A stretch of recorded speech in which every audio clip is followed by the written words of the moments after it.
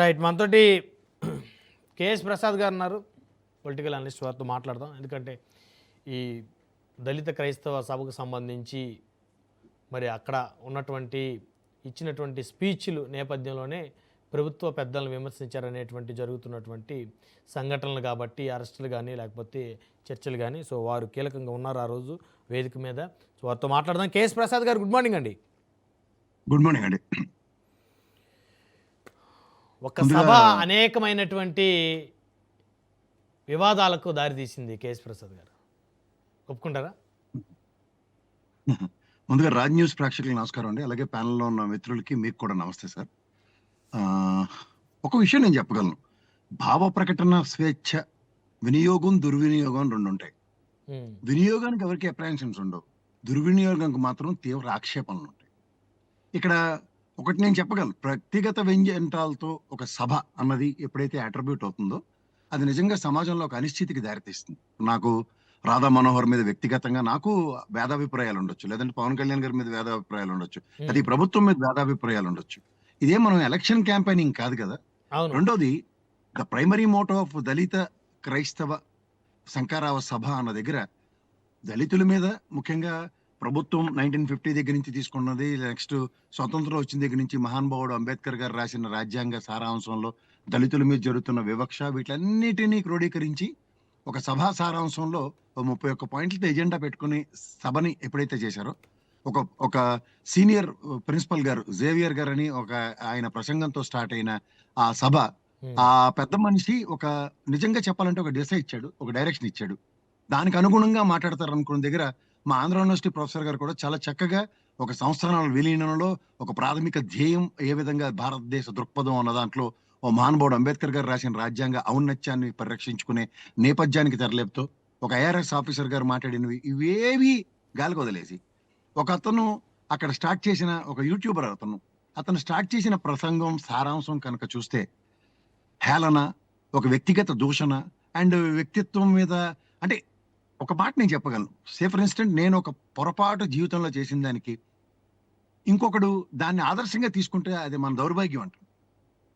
నా వల్ల పొరపాటు జరగవచ్చు. ప్రధానికి పవన్ కళ్యాణ్ గారు ఎలక్షన్ క్యాంపెయినింగ్ లో చాలా రకాలుగా చాలా భావావేశాలకు గురి ఇష్టం వచ్చినట్టు మాట్లాడాడు. ఆయన కూడా ఎవరు అతిథులు కాదు దీంట్లో. దట్ డజంట్ మీన్ దట్ ఇవాళ మనం ఒక డెమోక్రసీలో నీ పార్టీ కంటూ ఒక సిద్ధాంతం ఉన్నప్పుడు, ఎవరు కాదన్నా ఉన్నన్నా జడా శ్రవణ్ గారిది జై భీమ్ అనే ఒక పార్టీ, అది ఆ పార్టీ వాళ్ళ విధి విధానాలతో ప్రజలకి ముఖ్యంగా దళితులకి ఒక ప్రస్థానంలో ఆయన ముందుకు తీసుకెళ్దాం అన్న నేపథ్యంలో ఆయన మాట్లాడాడు కాబట్టి అది నాకు ఆదర్శం అన్న కోణంలో ఈయన పార్టీ కూడా అదే నేపథ్యం ఉంటే I really can't appreciate that. Because నేను ఇవాళ సమాజంలో మనకి భారతదేశంలో ఈ డెమోక్రసీకి ఉన్న బ్యూటీ ఆఫ్ డెమోక్రసీ ఏంటంటే ఎవరు అవునన్నా కాదన్నా 5 సంవత్సరాలకు ఒకసారి ఓట్ అనే ఆయుధం మాత్రమే ఉంటది ప్రజల దగ్గర. దాంతో మీరు చూడండి, కొడాలి నాని వీళ్ళందరూ మాట్లాడిన దానికి, భావ ప్రకటనని దుర్వినియోగపరిచిన దానికి 11 సీట్లు ఇచ్చారు. అంతమంది తెలుగుదేశం ప్రభుత్వం ఎవరెవరు ఏ విధంగా ప్రవర్తించారో దానికి తగ్గట్టుగా వాళ్ళకి నచ్చినా నచ్చకపోయినా పవన్ కళ్యాణ్ గారు తెలని తర్వాత తదనంతర పరిణామాల్లో అన్ని చూసుకుంటే వాళ్ళకి 23 స్థానాలు ఇచ్చి చూపించారు. సో ఇక్కడ ఎవరు అతిథులు కాదు దీంట్లో. సో ఇక్కడ మీరు మాట్లాడుతున్న విషయాలు ఏంటంటే, నేను ఒకే ఒక విషయం చెప్పగలను. ఆ సభలో నేను కూడా నా వంతుగా నేను ప్రయత్నిద్దాం అన్న ప్రయత్నంలో కూడా ఎక్కడ ఆ దారిలో ఎవరు లేరు. అదే ఒక 4-5 ర్యాండమ్ గా మాట్లాడిన వాళ్ళు తప్ప. నెక్స్ట్ మాదిగ మహానాడు అధ్యక్షుడు ఒక అతను మాట్లాడి మధ్యలోనే అతను మైక్ లాక్కున్నారు, అతను వెళ్ళిపోయాడు. ఆయన ఆ పెద్ద ఆయన కూడా నాకు చాలా సుపరిచితుడు. నేను చిన్నప్పటి నుంచి నేను చదువుకున్న యూనివర్సిటీలో నాట్లోనే అంబేద్కర్ భావజంతోనే అంబేద్కర్ ఇజంతోనే పెరిగిన వాడిని నేను. నాకు కులాలు మతాలు అంటే పరమ అసహ్యం. నేను ఎవరికి కులాలు మతాలకు అతీతంగానే మాట్లాడడానికి ప్రయత్నిస్తాను ఎక్కడైనా సరే. I won't even bother that. ఒక క్రైస్తవ దళితులకు జరుగుతున్న అన్యాయాలు, వివక్షలు వీటి మీద ఏమైనా నా వంతుగా తృణప్రాయంగా సాయం చేద్దామన్న సభకి వెళ్ళడం నా ప్రాథమిక ధ్యేయం తప్ప ఇందులో ఎవరెవరినో. ఇప్పుడు నీకు యూట్యూబర్ గా ఒక లిబర్టీ ఉంది, దాంట్లో నువ్వు మాట్లాడొచ్చు, ఎవరు కాదను. ఇవాళ నచ్చినోడు చూస్తాడు, నచ్చినోడు మూసేసి పోతాడు. అది దాన్ని వదిలేసి నువ్వు పబ్లిక్ డొమైన్ లో ఒక స్టేజ్ మీద నిలబడి ఒక పార్టీ తరఫున జరిపిన ఒక సభ, ఒక భరోసా అని నేను ఒక కాన్సెప్ట్ లో అది టోటల్లీ డైల్యూట్ అయిందని మాత్రం నేను చెప్పగలను. రెండోది, నిన్న గవర్నర్ గారిని పవన్ కళ్యాణ్ గారు కలిసిన నేపథ్యం చూస్తే ఆన్ వాట్ కెపాసిటీ, ఇదే క్యాబినెట్ లో సబ్ కమిటీ కింద పవన్ కళ్యాణ్ గారి అధ్యక్షతన ఒక సబ్ కమిటీని వేసాం. అందులో లా మినిస్టర్ మనకి ఫరూక్ గారు ఉన్నారు, అలాగే ఐటీ మినిస్టర్ లోకేష్ గారు ఉన్నారు. వీళ్ళందరికీ ఒక అధ్యక్షత వహిస్తూ ఈయన గవర్నర్ గారి దగ్గరకు ఒక డెలిగేషన్ తీసుకెళ్ళినా, లేదా ఇందాక మా జోలాపురం శ్రీనివాస్ చెప్పినట్టు ఒక అఖిల పక్షానికి పిలుపునిచ్చి ఒక డెలిగేషన్ కనుక ఉన్నా దీని యొక్క సారాంశంతో ఒక శాశ్వత చట్టం, ఎందుకంటే రాష్ట్ర పరిధిలో చట్టం ఒకటి చేయబోతున్నాం, దానికి కేంద్ర ప్రభుత్వం ఆమోదం కూడా ఉంటే బాగుంటుందన్న నేపథ్యానికి తెరలేపితే బాగుండు. కానీ పవన్ కళ్యాణ్ గారు what way is connected, is a Panchayati Raj శాఖ మంత్రి, రాష్ట్ర ఉప ముఖ్యమంత్రి, ఆల్రెడీ మనకి హోమ్ మినిస్టర్ ఉన్నారు, లా మినిస్టర్ గా ఫరూక్ గారు ఉన్నారు, అలాగే ఐటీ మినిస్టర్ గా లోకేష్ గారు ఉన్నారు. సో వీళ్ళందరూ ఉంటుండగా ఈయనకి ఏదో పిల్లి మెల్లో గంట కట్టినట్టు పాపం ఈయన పంపించి ప్రతిసారి ఈయన్ని బదనాం చేయడం ఏంటి? ఇక్కడ మీకు మళ్ళీ చెప్తున్నాను, ఒక రఘురామకృష్ణరాజు గారు గవర్నర్ కలిసి ఇనిషియేటివ్ తీసుకున్నా, లేదంటే పవన్ కళ్యాణ్ గారు పర్సనల్ గా ఇనిషియేటివ్ తీసుకుని గవర్నర్ గారిని కలిసినా, వీళ్ళ వ్యక్తిగత విషయాల్ని గవర్నర్ నోటీసులోకి తీసుకెళ్ళడం కోసమే అన్న పరిగణలోకి తీసుకోవాలి తప్ప దీనికి ఒక చట్టం లేదా ఐటీ. గతంలో కూడా అసెంబ్లీ వేదికగా పవన్ కళ్యాణ్ గారు మాట్లాడినప్పుడు కూడా నాకు అప్పుడు ఆ సభలో కూడా ఫరూక్ గారు ఉన్నారు, ఐటీ మినిస్టర్ గారు ఉన్నారు, గౌరవ ముఖ్యమంత్రి గారు ఉన్నారు. దీని మీద సమన్యాయం చేస్తాం, అభ్యర్థించడం తప్పు కాదు, కానీ దాని మీద ప్రభుత్వ తరఫున ఈ రోజు దాకా కార్యాచరణ లేదు. ఇది గమనించండి ఎవరైనా సరే. మూడోది, ఇప్పుడు మీరు కేశ్ ప్రసాద్ గారు ఈ అరెస్టులను ఎలా చూస్తారు మీరు? ఇప్పుడు రావణ్ అరెస్టు సంబంధించి ఎక్కడైతే ఫస్ట్ పిఠాపురం, తర్వాత సర్పవరం, తర్వాత మచిలీపట్నం, దానికి ముందు ఏలూరు, ప్రస్తుతం ఇప్పుడు పాయకరావుపేటలో కూడా ఎఫ్ఐఆర్ నమోదైనట్టు తెలుస్తుంది. పాయకరావుపేట తీసుకెళ్తారు పోలీసులు. నిన్న ఒంగోలులో కూడా నమోదైంది ఎఫ్ఐఆర్. బహుశా దాదాపు రాష్ట్ర వ్యాప్తంగా 100 నియోజకవర్గాల్లో కేసులు అయితే నమోదు అయ్యేటువంటి సూచనలు కూడా స్పష్టంగా కనపడతా ఉన్నాయి. అంటే ఇక్కడ ప్రాథమికంగా ముందు 21 స్థానాలు ఏవైతే ఉన్నాయో అవన్నీ పవన్ కళ్యాణ్ గారు జనసేన గెలిచిన వాటిలో ఫస్ట్ ప్రయారిటీ. అవి నాకు నిన్న 30-35 కనబడ్డాయి. ఓవరాల్ గా మీరు అన్నట్టు 100 అంటే నాకైతే పోసాని కృష్ణమురళి అండ్ బోరగడ్డ అనిల్ కాంబినేషనే కనబడుతుంది దాంట్లో. ఓకే, ఇది ఎక్కడో దగ్గర, ఎందుకంటే ఈ న్యాయస్థానంలో నిన్న మొన్న వచ్చిన 2 బెయిల్లు కనుక ఆద్యంతం గమనిస్తే the same is applicable for rest all 100 అనుకుందాం ఎగ్జాంపుల్. ఇంత వరస్ట్ కేసు సినారియోలో ఆయన మీద ఏదైనా ఒక నిన్న ఏదో దేశద్రోహం కేసు కూడా ఒక దగ్గర ఎక్కడో ఎఫ్ఐఆర్ నమోదైంది అన్నారు. సో ఇవి కనుక ఒక్కసారి జ్యుడిషియల్ కస్టడీకో లేదా రిమాండ్కో ఏదో కనుక లీడ్ అయితే మాత్రం police custody inevitable. Boragadda Anil story repeat అవుతుందేమో అని నాకు డౌట్ గా ఉంది. ఎందుకంటే ఇప్పుడు మనం పోల్చొచ్చా బోరగడ్డ అనిల్ తోటి రావణ్ పోల్చొచ్చా? నేను అలా పోల్చట్లేదు, నేను చట్టపరమైన చర్యలు చెప్తున్నా. Okay okay right. ఒకటి మాత్రం నేను చెప్పగలను సార్, ఇప్పుడు ఎవడైనా సరే న్యాయ వ్యవస్థకి పోలీస్ వ్యవస్థకి అతీతులం కాదు. ఇదేం నాకు తెలిసి అడిషనల్ డీజీపీ క్యాడర్ ఉన్న పివి సునీల్ గారి కన్నా వీళ్ళందరూ ఏమైనా తీసుకున్నారు కన్నా సార్? ఆయనే బీహార్ నుంచి పంచేంద్రియాలు మూసుకుని వచ్చి పోలీసులు ఎఫ్ఐఆర్ నమోదు చేస్తే ఇక్కడ వచ్చి కూర్చుని సమాధానం చెప్పుకుని లాస్ట్ కి నిన్న రిటైర్మెంట్ కూడా అయిపోయింది. ఆయనకన్నా ఎవడన్నా అతీతుడా? లేదా జడా శ్రవణ్ గారు, ఎవరో అక్కర్లేదు, జడా శ్రవణ్ గారు మాజీ జడ్జి ఎగ్జాంపుల్. ఆయన మీద ఏమైనా కోర్టు ఏమైనా స్పెషల్ ప్రివిలేజ్ ఉంటుంది? అది మాజీ జడ్జి గారు, ఈయనకి ఎఫ్ఐఆర్ నమోదు అవ్వకూడదు, మనం బెయిల్ ఆటోమేటిక్ గా ఇచ్చేద్దాం, ఆయన బయట తిరగొచ్చు అని ఏమైనా చెప్తారా? న్యాయస్థానానికి వెళ్ళకుండా ఆయన. రెండోది ఏంటంటే సార్, లీగల్ సెల్ అన్నవి పార్టీలకి ప్రతిదీ స్ట్రెంథన్ అవ్వాలి. నాకు తెలిసి వైఎస్ఆర్సీపీకి ఉన్నంత అన్ఎడ్యుకేటెడ్ సరే నేను డెలిబరేషన్ ఇస్తాను. ఎందుకంటే కేవీఆర్ అనే ఒక జర్నలిస్ట్ ని మీకు ఎంతమందికి తెలుసు నాకు తెలియదు, కానీ మీకు తెలుసో తెలీదు, 2 సార్లు తనాయించారు మన జర్నలిస్టులే, అందరూ వెళ్ళి అడ్డుకున్నారు, చాలా బాగుంది, సూపర్.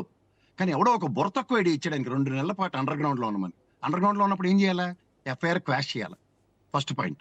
రెండోది, ఎఫ్ఐఆర్ క్వాష్ చేయలేకపోయినప్పుడు కోర్టులో అతన్ని సరెండర్ చేసి బెయిల్ తీసుకోవాలి. ఈ 2 జరగలే. ఈ 2 జరగనప్పుడు ఏమవుతుంది? ఆ జడ్డితనానికి తోడు ఇంకో బుర్ర తక్కువతోనో తెలుసా, 2 నెలల బట్టి పోలీసులు ఆయన ఇంటి ఎదురుగుండే అపార్ట్మెంట్ లో అద్దెకుంటూ ఇతన్ని ప్రతి మూమెంట్ ని గమనిస్తున్నారు. ఇతను 2 నెలల పాటు ఇంటికి రాలే, భార్య పిల్లలకు దూరంగా ఉన్నాడు. వచ్చిన వెంటనే కోడి పెట్టినట్టు పెట్టారు. నిన్న ఎవరు ఏం చేయగలిగారు? ఎవరైనా ఏం చేయగలిగారు? ఒక్కటి మాత్రం నేను చెప్పగలను, ఒక మంది మార్బలం 10-15 మంది ఉండి అడ్డుకోవడం వేరు, ఒక శాశ్వత పరిష్కారం అన్నది వేరు.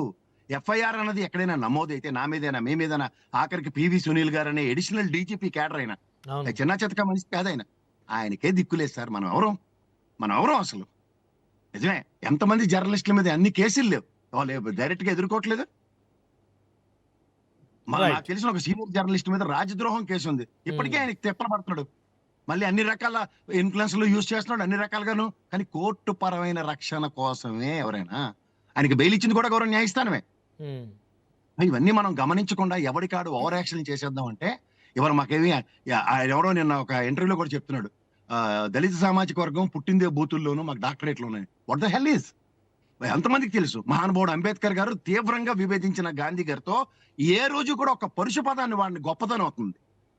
Constitutional rights are doesn't mean that you can't take according to your whims and fancies. అంతకన్నా మనం ఎవరు గొప్ప వాళ్ళం కాదు సార్. ఆ మహానుభావుడే గాంధీ మీద ఒక్క వర్డ్ నెంబర్ వర్డ్. అలాంటిది మనం ఎవరండి అసలు? మనం ఎవరం? వ్యక్తిగత వ్యంగ్యంటాలు తీర్చుకోవడానికి ఒక్కొక్కరికి వేదికలు క్రియేట్ చేసుకుందాం అనుకుంటే ఐఎమ్ నాట్ దేర్. నేను ఖచ్చితంగా విభేదిస్తాను అలాంటి వాళ్ళతో. ఎస్, నువ్వు రేపొద్దున హుండీ నియోజకవర్గంలో జడా శ్రవణ్ వర్సెస్ రఘురామ కృష్ణరాజు నిజంగా ఒక తీవ్రమైన పరిస్థితిని ఎదుర్కోవడానికి ఎస్, నేను ఈ సమస్యకి శాశ్వత పరిష్కారం. ఇంకా ఇంకా ఇంకా చెప్పాలంటే జడా శ్రవణ్ గారు, రఘురామ కృష్ణరాజు గారు వీళ్ళిద్దరూ కోర్టులో ఈ విషయం ముందుకి వెనక్కి వెళ్తుంది. ఒక it is nothing but a sub judice situation. ఇలాంటి దగ్గర వ్యక్తిగతాలతో ఏం సాధించుకోగలరు? ఆయన నిజంగా డిప్యూటీ స్పీకర్ హోదాలో ఉండి ఆయన జులుం చూపించవచ్చు, లేదా పవర్ తో ఏదైనా చేయొచ్చు. కానీ కోర్టు దానికి రక్షణ ఇస్తుంది కదా. రక్షణ ఇవ్వకపోతే చెప్పమానండి. What is this? అసలు ఎక్కడికి లీడ్ అవుతున్నాం మనం? ఇదేమన్నా సార్, ఒకటి గుర్తుంచుకోండి, ఇవాళ మీరు వ్యక్తిగతంగా ప్రజాస్వామ్యంలో ఒక పార్టీల తరఫున ఎవడు పడితే ఆడు ఏది పడితే అది తిట్టుకుంటున్నారు. ఏమైనా మీదేమైనా కాటాకుర్తి పోటీలకు రాగలరా ఎవడైనా? నేనే ఏర్పాటు చేస్తాను ఒక రింగ్, ఎవడన్నా రండి, జగన్మోహన్ రెడ్డి గారు లేదా ముగ్గురు కలిపి దెబ్బలాడుకోవడానికి ఎవరన్నా ఈజీ ఒప్పుకుంటారా? కదా. అంత దాకా ఎందుకు సార్? నిన్న తెలంగాణలో ఒక బడ్జెట్ విషయంలో ఆ తెలంగాణ అప్పుల మీద ఒకరికొకరు ఛాలెంజ్ చేస్తేనే పోలీసులు ఎక్కడికక్కడ నిలువరించారు అందరినీ.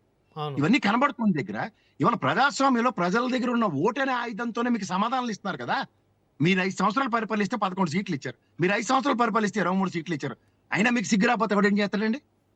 తృణప్రాయంగా ఇవాళ మీకు చంపాలంటే థంబింగ్ మెజారిటీ ఇచ్చారు 151, థంబింగ్ మెజారిటీ 124 ఇచ్చారు. రేపు పొద్దున ఏమవుతుందో ఎవరికి తెలుసు మీకు?